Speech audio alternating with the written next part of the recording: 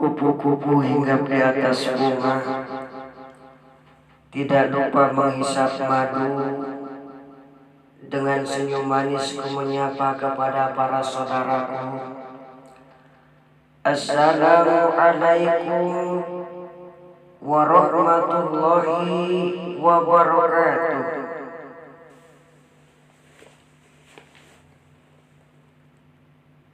Pagi-pagi makan buah naga, makanya di dalam rumah.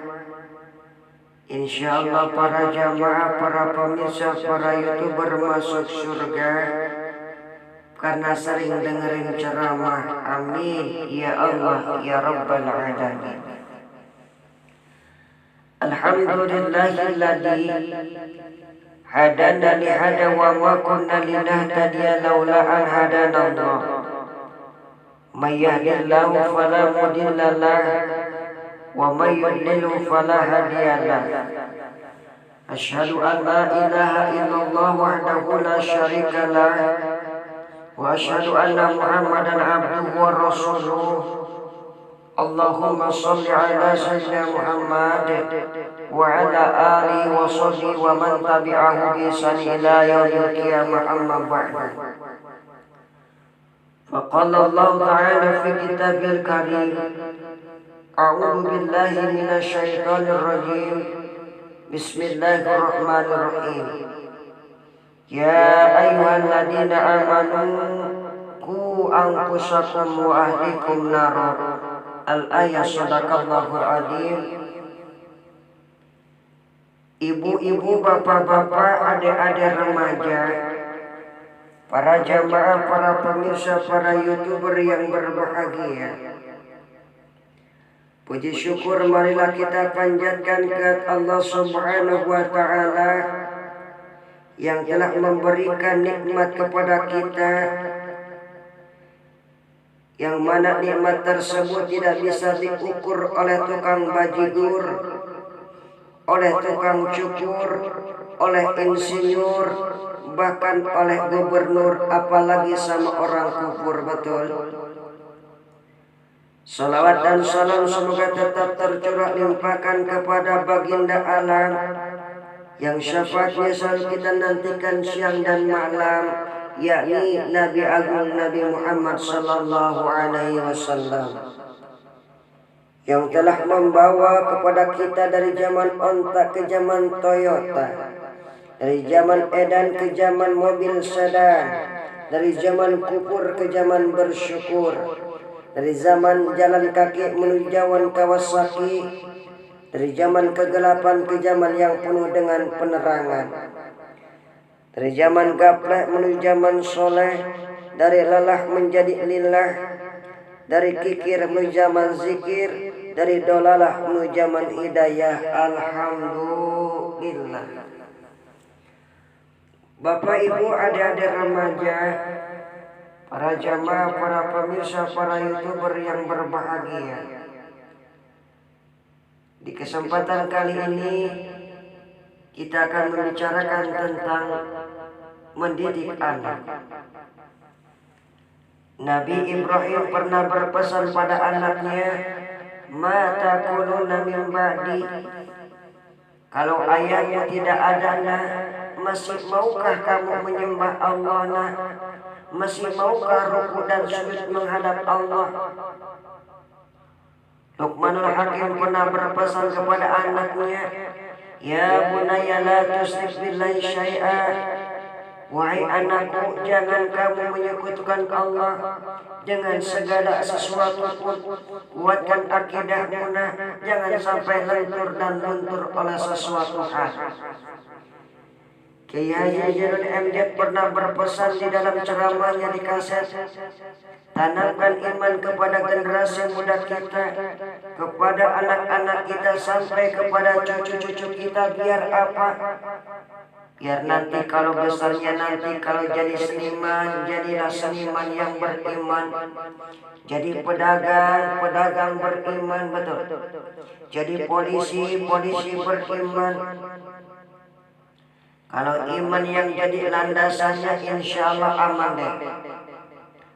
Mendidik atau membina seorang anak merupakan salah satu kewajiban kedua orang tua. Dengan seorang ayah, dengan figur seorang ayah yang berwibawa dan bijaksana, dengan profil seorang ibu yang penyantun, lembut, serta dapat membesarkan dan mendidik anak-anaknya dengan buayan kasih sayang. Inilah yang dinamakan dengan keluarga adalah sekolah yang paling pertama dan paling utama. Ibu-ibu, bapak-bapak, adik-adik remaja, para jamaah, para pemirsa, para YouTuber rahimakumullah. Dengan peran seorang ibu yang memiliki tanggung jawab moral terhadap pendidikan anak-anaknya, serta seorang ayah sekaligus kepala rumah tangga yang memiliki tanggung jawab di dunia ini, lebih-lebih di akhirat kelak di hadapan Allah Subhanahu wa Ta'ala. Sebagaimana Allah berfirman di dalam surat Tahrim, Bismillahirrahmanirrahim. Ya ayyuhalladzina amanu qu anfusakum wa ahlikum nara. Hai orang-orang yang beriman, peliharalah dirimu dan keluarga dari siksa api neraka. Ibu, bapak, adik-adik remaja, para jamaah, para pemirsa, para YouTuber yang berbahagia. Demikian penegasan Allah tentang mendidik anak dengan redaksi kalimat amar atau perintah, di mana kaidah usul fikih mengatakan al-aslul amri lil wujud, yang artinya pada dasarnya kalimat amar itu menunjukkan wajib, yang terangkai pada kalimat ku anfusakum wa ahlikum, mewajibkan kepada kita agar bisa menjaga diri dan ahli-ahli kita dari api neraka, baik neraka dunia ataupun neraka akhirat. Lalu siapakah ahli dalam ayat tadi? Para ahli tafsir bersepakat yang dimaksud dengan ahli dalam ayat tersebut adalah anak dan istri. Ibu, bapak, adik-adik remaja, para jamaah, para pemirsa, para YouTuber yang berbahagia,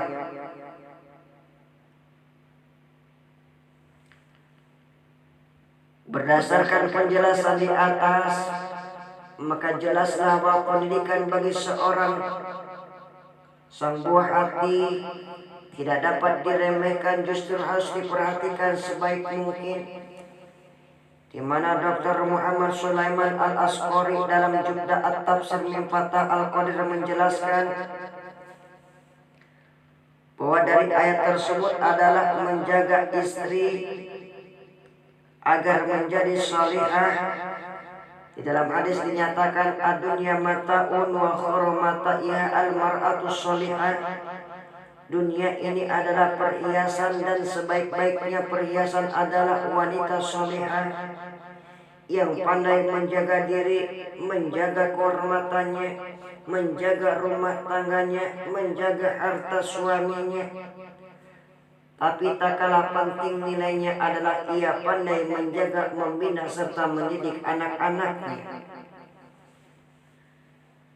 Ajaran ini tentunya mengisyaratkan agar ibu-ibu membentuk anak-anak yang soleh dan solehah, sehingga menjadilah buah hati belahan jantung bagi orang-orang di sekitarnya. Jangan lupa banyak berdoa. Ada satu doa yang tidak asing lagi bagi kita semua. Bagaimana bunyinya? Allahumma ij'alni wa auladi wa dzurriyyati min ahli ilmi wal khairi, yang artinya, ya Allah, jadikanlah anak-anakku dan keluargaku termasuk dari golongan dari orang-orang yang berilmu dan golongan orang yang baik. Untuk membentuk anak yang soleh dan solehah, maka seorang ibu harus solehah terlebih dahulu.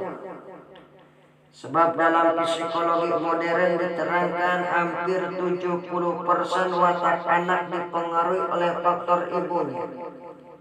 Jika ibunya salehah, maka anaknya pun akan menjadi salehah. Pantas bila saya mengatakan al-ummu madrasatul ula, bahwa ibu adalah sekolah yang paling pertama dan utama. Dan inilah yang disebut dengan an-nisa'u imadul bilad. Wanita adalah tiangnya negara. Keberhasilan seorang ibu dalam membentuk anak-anak menjadi soleh dan solehah merupakan kesuksesan ibu dalam membangun bangsa ini. Betul.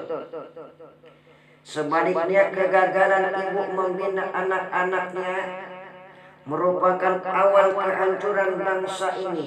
Mengapa? Karena subhanal yaum rijalun god, the young today is the leader tomorrow. Boleh jadi mereka sekarang anak-anak, tapi siapa tahu besok hari mereka akan menjadi jago-jagonya pemimpin bangsa ini. Amin. Untuk itu, seorang ibu bukan hanya dituntut harus mampu mendidik anak, tapi ia harus mau mendidik anak-anaknya. Karena di zaman sekarang ini banyak ibunya sarjana, bapaknya sarjana, namun anaknya dibesarkan dalam goyang seorang pembantu. Yang bapak tidak berdaya intelektualnya. Padahal dengan sikap ibu seperti itu berarti menghambat terbentuknya anak-anak menjadi solehah, yang pada hakikatnya akan menghambat terhadap pembentukan sumber daya manusia yang berkualitas. Namun perlu diingat juga Bapak Ibu hadirin, jangan sampai kita lupa bahwa memiliki buah hati, permata jiwa, dan belahan jantung merupakan idaman setiap keluarga. Kita melihat dengan kepala mata kita sendiri bahwa orang yang telah berumah tangga tetapi belum dikaruniai anak, maka belum dah sempurna. Bagaimana mesranya pasangan nada-nadi tetapi belum punya anak, galau terus. Bahkan dia mencurahkan lewat syairnya, gimana bunyinya? 10 tahun sudah kita berumah tangga, tetapi belum juga mendapatkan putra. Untung Kang Nadinya sabar. Bagaimana jawabnya? Jangan bersedih, jangan berduka, mohon padanya dalam berdoa. Bapak-bapak, ibu-ibu, adik-adik remaja, para jamaah, para pemirsa, para youtuber yang berbahagia. Karena seorang anak merupakan salah satu dari perhiasan dunia. Namun semua itu bisa menjadi musuh dan fitnah apabila kita tidak berhati-hati terhadapnya. Sebagaimana Allah Subhanahu wa Ta'ala telah mengisyaratkan kepada kita melalui firman-Nya di dalam surat At-Taghabun ayat 14-15, yang artinya, hai orang-orang yang beriman, sesungguhnya di antara istri-istrimu dan anak-anakmu ada yang menjadi musuh bagimu, maka berhati-hatilah kamu terhadap mereka. Dan jika kamu memaafkan dan tidak memarahi serta mengampuni mereka, maka sesungguhnya Allah Maha Pengampun lagi Maha Penyayang. Sesungguhnya hartamu dan anak-anakmu hanyalah cobaan bagimu di sisi Allah. Di sisi Allah lah pahala yang sangat besar. Sesungguhnya segala potensi yang ada pada diri anak di masa muda harus dikembangkan dan diarahkan kepada hal-hal yang positif dan bertanggung jawab untuk kesejahteraan sosial. Karena masa muda merupakan masa yang penuh dengan harapan, penuh dengan cita-cita dan penuh dengan romantika kehidupan yang sangat indah. Qala Rama Irama Fidaluti mengatakan dalam sebuah syairnya, apa bunyinya? Mau tahu aja atau mau tahu banget? Begini. Darah muda, darahnya para remaja yang selalu merasa gagah, walau salah tak mau peduli. Darah muda, biasanya para remaja berpikirnya sekali saja tanpa menghiraukan akibatnya. Betul? Itulah syair tentang pemuda, di mana kehidupan masa muda selalu dihiasi dengan bentuk fisik yang masih kuat, berjalan masih cepat, pendengaran masih akurat, pikiran masih cermat, kulit wajah indah mengkilat. Walaupun banyak jerawat tetapi tidak jadi gawat, karena masih banyak obat di toko-toko terdekat. Betul? Untuk itu, mari kita manfaatkan bagi orang tua maupun para pendidik dalam melakukan pendidikan anak.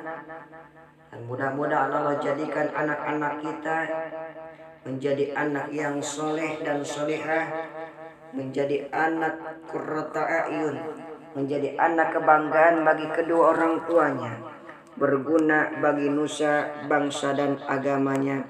Amin ya rabbal alamin. Mungkin ini sajalah uraian yang saya sampaikan di kesempatan kali ini.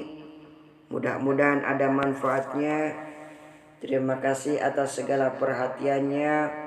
Mohon maaf atas segala kekurangannya. Masih ada harapan sembuh kalau pedang melukai tubuh. Hendak kemana obat dicari kalau lidah sudah melukai hati. Kalau ada sumur di ladang, boleh dong kita menumpang mandi.